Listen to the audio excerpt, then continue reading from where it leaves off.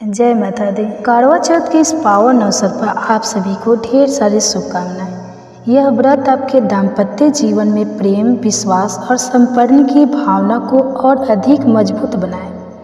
आपके जीवन में सुख, समृद्धि और खुशियों का वास हो और आप सभी का दाम्पत्य जीवन सदा मधुर और सुखमय बना रहे।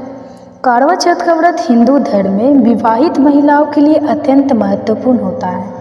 इस दिन महिलाएं अपने पति की लंबी आयु, सुख, समृद्धि और दाम्पत्य जीवन में मधुरता बनी रखने की कामना करती है। सूर्योदय से लेकर चंद्र दर्शन तक निर्जल व्रत रखते हुए पूरी श्रद्धा और आस्था के साथ इस दिन पूजा अर्चना की जाती है। करवा चौथ की पूजा विधि और व्रत के नियमों का पालन करने से न केवल दाम्पत्य जीवन में सुख शांति का वास होता है, बल्कि पति पर आने वाला संकट भी टल जाता है।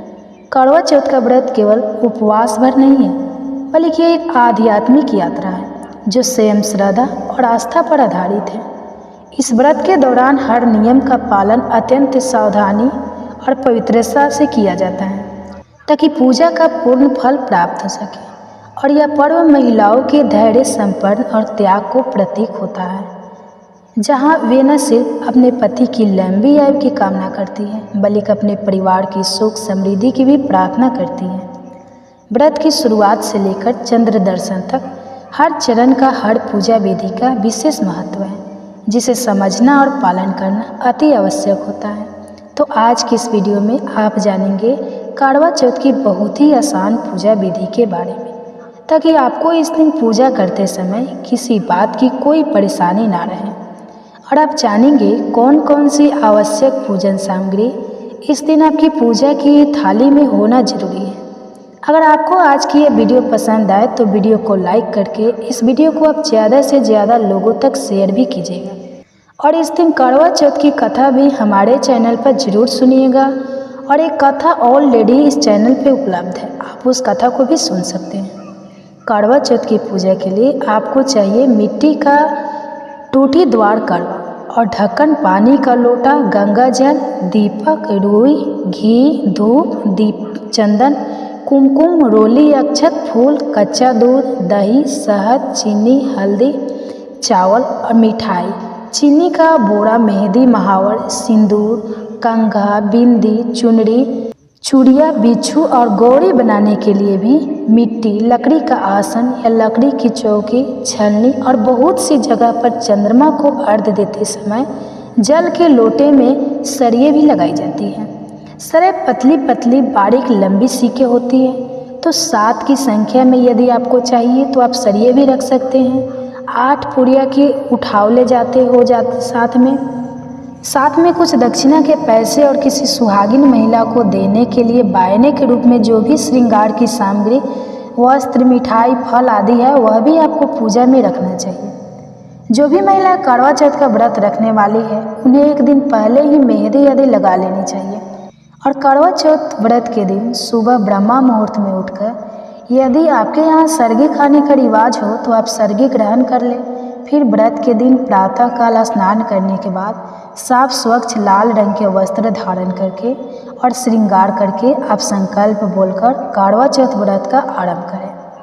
मंत्र है मन सुख सौभाग्य, पुत्र पौत्र आदि सो स्तर श्री प्राप्त करक चतुर्थी व्रतम अहम करिष्ये। आप इस मंत्र को पढ़ सकते हैं।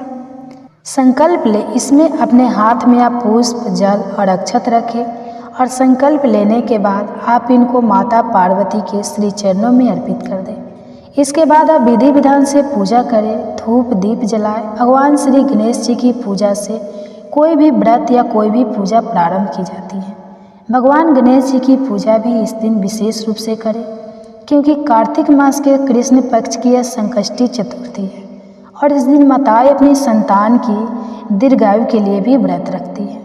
करवा माता की पूजा करें और यदि हो सके तो सुबह के समय भी आप कथा पढ़ सकते हैं, नहीं तो शाम के समय मुख्य रूप से कथा पढ़ी या सुनी जाती है। सुबह के समय आप साधारण विधि से व्रत प्रारंभ कर सकती हैं। पूरे दिन इस व्रत में निर्जला रहा जाता है, यानी पानी की एक बूंद भी ग्रहण नहीं की जाती है।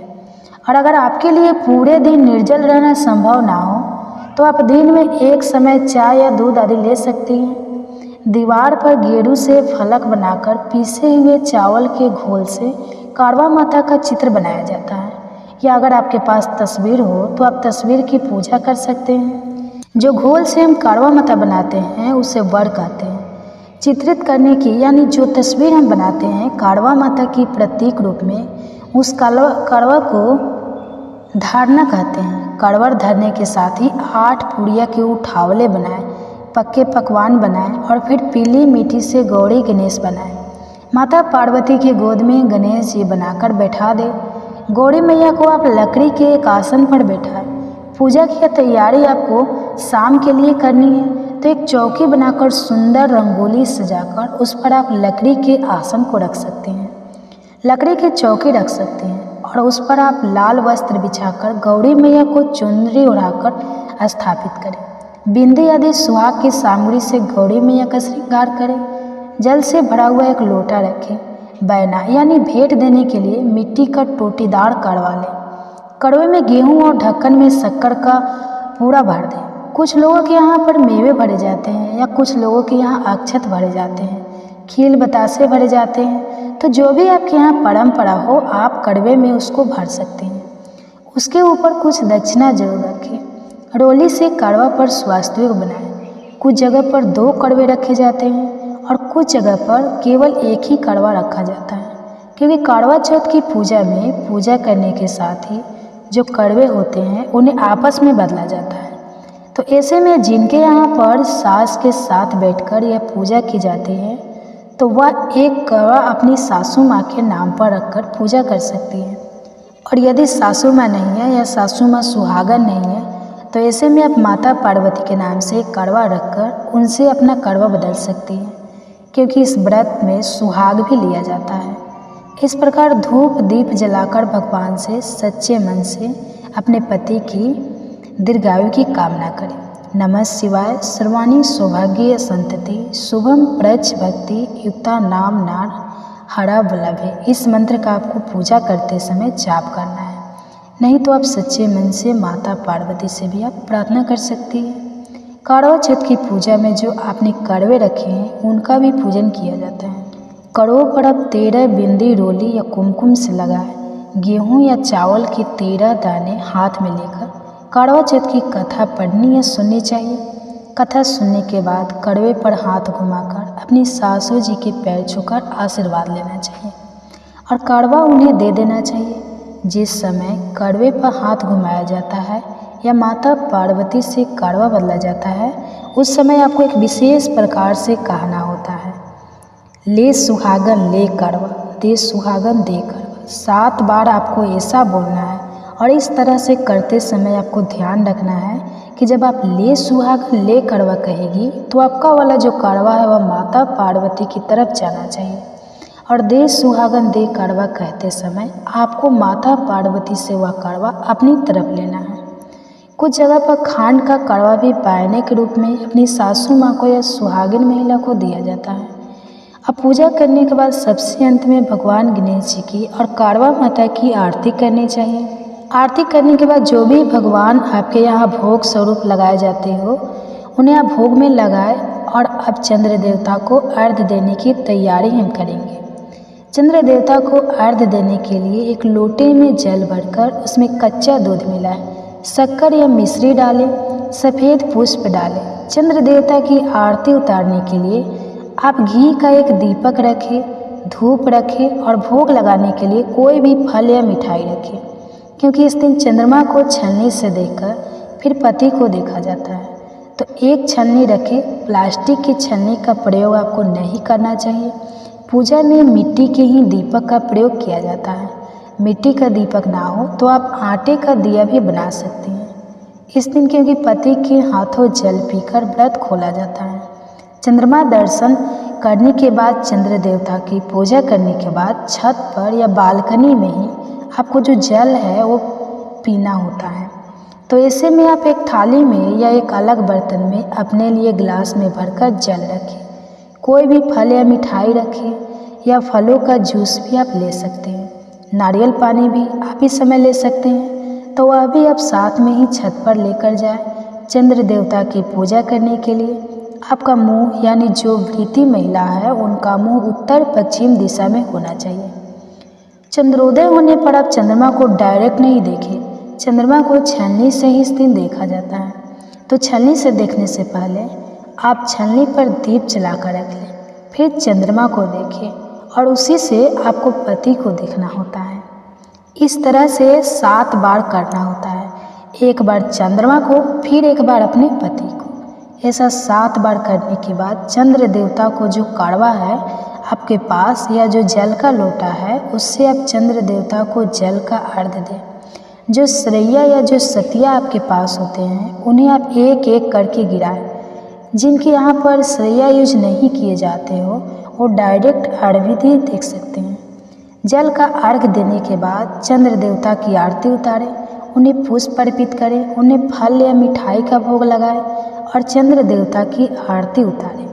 ओम स चंद्रमसे नमः इस मंत्र का जाप करते हुए या ओम सोम सोमाय नमः इस मंत्र का जाप करते हुए आपको चंद्र देवता की पूजा करनी चाहिए। चंद्र देवता से प्रार्थना करनी चाहिए कि वह आपके पति की सदा रक्षा करें, आप और आपके पति के बीच में प्रेम संबंध मधुर बनाए रखें। और इस तरह से कामना करने के बाद आप अपने पति का पूजन करें, पति को तिलक लगाएं, अक्षत लगाएं, पुष्प अर्पित करें, पति के पैर छुए और फिर पति को आप गिलास या लोटे से जल पिलाएं, उन्हें मिठाई खिलाएं और उसके बाद उन्हीं के हाथों से आप जल और मिठाई खाकर अपने व्रत का पारण करें। यानी व्रत खोले, जो दीप आपने चंद्र देवता की पूजा में जलाया है उसे वहीं आपको छत पर ही जलता हुआ छोड़ देना है। और जो मिट्टी का काढ़वा आपने चंद्र देवता को अर्घ्य देने के लिए प्रयोग किया है, अगर मिट्टी का काढ़वा है तो आप उसे विसर्जन कर देंगे। विसर्जन हमेशा अगले दिन ही किया जाता है। पति के हाथों जल पीने के बाद आप शुद्ध सात्विक पकवान ग्रहण करके अपना व्रत खोल सकते हैं, यानी अन्न ग्रहण कर सकते हैं। अब आप कुछ खास उपाय भी इस दिन कर सकते हैं, जैसे कि करवा चौथ के दिन पति पत्नी को सुबह शिवलिंग पर बेलपत्र और माता पार्वती जी को लाल पुष्प चढ़ाना चाहिए। इस दिन आप शिव पार्वती जी का गठबंधन भी कर सकते हैं। ऐसा करने से वैवाहिक जीवन में अगर परेशानियां चल रही हो तो बहुत हद तक कम हो जाती है। यदि पति पत्नी साथ ना कर पाए पूजा तो कोई एक भी कर सकते हैं। सर्गी ग्रहण करते समय महिला का मुंह दक्षिण पूर्व दिशा में होना चाहिए। वास्तु के अनुसार पूर्व दिशा को सूर्य ग्रहण की दिशा माना जाता है और दक्षिण दिशा के स्वामी यम होते हैं। जो भी भेंट स्वरूप बायना आपने निकाला है वह व्रत का पारण करने से पहले ही किसी सुहागिन महिला को दे दें। यदि आपके घर में कोई सुहागिन महिला नहीं है या आप अपनी ससुराल से दूर रहती है तो आप उस बायने को भेंट स्वरूप निकाल कर भी रख सकती हैं और बाद में आप समय आने पर जब भी अवसर आपको मिलता है तब आप उस सामग्री को दे सकती हैं। यदि आपके आसपास कोई भी ऐसी महिला ना हो या आप ससुराल में भी ना भिजवा पाए तो आप किसी भी गरीब सुहागिन महिला को यह भेंट स्वरूप बायना दे सकते हैं। लेकिन ध्यान यह रखना होता है, जिन्हें आप एक बार यह सामग्री देती हैं कोशिश करनी चाहिए कि हर साल आप उन्हीं के यह बायना दें। तो यह थी आज की वीडियो इस बारे में। और अधिक जानने के लिए या कौन कौन से ऐसे नियम है या कौन कौन सी कथाएँ हैं, यह जानने के लिए आप हमारे चैनल पर इस दिन अपलोड होने वाली बाकी वीडियोज़ को भी ज़रूर देखिएगा। जानकारी अगर अच्छी लगी हो तो वीडियो को लाइक और शेयर करना मत भूलिए। धन्यवाद।